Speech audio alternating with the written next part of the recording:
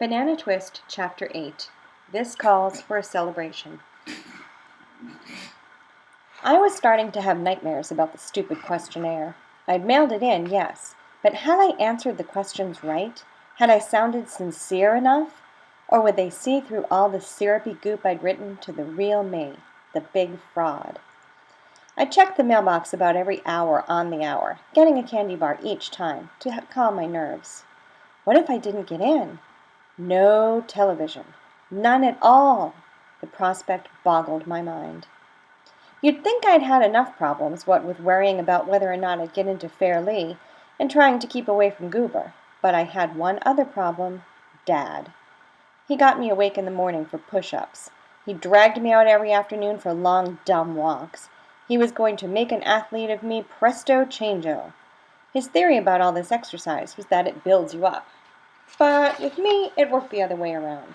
It was tearing me down. I wasn't used to all that breathing. This day was typical. "You can't drift any longer, my boy," he said, striding along, while I was trying to keep from keeling over. "You've got to zero in on your future career. Now, I don't want to tell you what to do, but I strongly urge you to consider." I'd heard this particular lecture about 90 times. It would be a million years before I was old enough to think about a career, for crumb's sake. I needed some time to just relax, watch television, decide at my leisure what I wanted to be a million years from now. We'd already walked about 60 blocks, and he was just getting started. I was thinking maybe I could pretend to twist my ankle and ride back in a taxi. "Television," he said. My ears pricked up. I hadn't been listening. "That's the culprit," he went on. "It's the major factor in the decline of academic excellence. It's turned this nation into a nation of passive viewers. As for sports—" Here he sighed, shook his head, and marched doggedly on. "Spectator sports.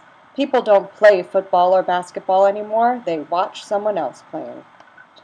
I'd have to try to keep this conversation from turning into a let's get television lecture, but I was out of breath. "Television has been the most destructive invention of mankind," Dad said. I could see where this monologue was heading. He'd probably get home and toss the television set right out the window. "You know, Dad," I panted, "I saw a very interesting program the other night on the educational channel." I practically shouted the word educational so he'd listen. "It was all about," I thought quickly, "careers and how to choose them. It made me realize that I have no time to lose. It was a very, very good program, and honestly, it made me think. And I decided then and there that television was really terrific. I mean, a whole program about choosing a career." Said Dad, striding along, his head up, his shoulders back, his hair blowing in the breeze. I talked faster. "They showed the advantages and the disadvantages of every single career in the world." "Sounds like a very ambitious program," he said. "Well, it certainly opened my eyes, Dad. I really hadn't given it much thought before. But that television program was very, very educational. It really inspired me." The thing was, I couldn't think of one single career to mention in case he asked me. He was just taking a deep breath to ask me which career I was interested in, so I said, "Tell me about when you were my age, Dad. Tell me how you chose your career." That got to him. It's his favorite subject.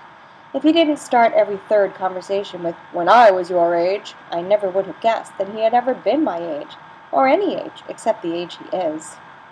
Talking about boyhood and how terrific he'd been kept him going until we got back to the apartment building. I could save the sprained ankle trick for another time. We got into the elevator. Dad held the door open for someone, and it turned out to be Mr. Groob. Mr. Groob nodded at me. "Good morning," he said. My father cleared his throat, meaning I should introduce them. He's always very anxious for me to be polite. "This is my father, Mr. Groob," I said. "Dad, this is Mr. Groob, the father of a friend of mine." That was something else my parents had taught me, telling who is who in one small statement when you introduce people. Mr. Groob and my father shook hands. Mr. Groob leaned towards Dad and shouted, "Nice day!" And Dad was pretty startled. "About our kitchen faucet!" shouted Mr. Groob. "I don't understand," said Dad. Mr. Groob reached in his pocket and pulled out a little notebook and pencil. He wrote busily and then tore out the sheet and handed it to Dad. I looked over. It said, "Kitchen faucet leaks. Urgent. You come. Groob, 1410. Dad read the note. He looked over at Mr. Groob pleasantly. "I'm sure I don't—" We had arrived at the 13th floor. "Nice to have met you," shouted Mr. Groob. "Tomorrow at the latest. You'll want to bring some washers." "Strange man," whispered Dad, when Mr. Groob was safely in his apartment. "You say he's the father of your friend?" I nodded. It was too hard to explain about Goober and Mr. Groob, and about how Mr. Groob thought Dad was the janitor and hard of hearing and all that. "Strange," Dad repeated, as we walked along the corridor to our apartment. "There are a lot of oddballs living here," I told him. When we walked into the apartment, Mom ran in from the kitchen waving an envelope in the air. "You're in! You made it! You're a Fairleigh boy now!" she said, running over to hug me. I was in! Dad clapped me on the shoulder. Those man-to-man claps that rattle my teeth. "Good boy! Good boy!" he said, making me feel like a dog that's learned how to retrieve a stick. I'd made it! All of a sudden, I liked my parents better, I liked Goober better, I liked myself better. "This calls for a celebration," said Mom. I thought for 1 second that she was going to bring out a cake or something, at least a candy bar. But no, she found some diet ginger ale and poured it into 3 champagne glasses. My parents don't drink any alcohol. They're very conservative that way. But they even put orange juice into fancy cocktail glasses. We toasted each other. They toasted me. We all started to talk at once. Dad said he'd take us out for dinner that night. Seeing them so excited made me feel good. I'd done something for the first time in my life that made them happy. I wasn't so bad after all. They weren't so bad after all. After a while, I started to read the letter from Fairleigh. It was all about how pleased they were to be able to look forward to the delightful prospect of such a good group, such an unusually good group of new Fairleigh boys. What had done it? My professional ambitions? My hobbies? My autobiography? What I look for in a friend? My self-image? All those lies? It didn't matter now. I was in. There were still several pages to read. Mom said, "By the way, Jonah, Goober came over an hour ago. He wants to see you. He said it was important." I groaned. Then I lifted my glass in a toast. "Getting away from Goober will be super." Only I pronounced it Suber. "I'll see him later," I promised. "His emergencies are too traumatic for me today." I started to read the rest of the letter. They had weighed the answers in the questionnaires and had selected for every Fairleigh boy a roommate who would be congenial.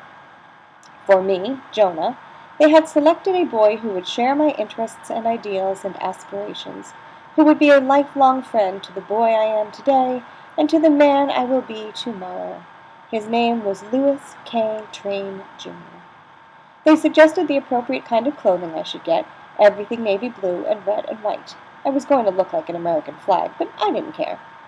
I hadn't even finished reading the letter when there was a knock at the door. It was Goober, wheezing and coughing and pimpling.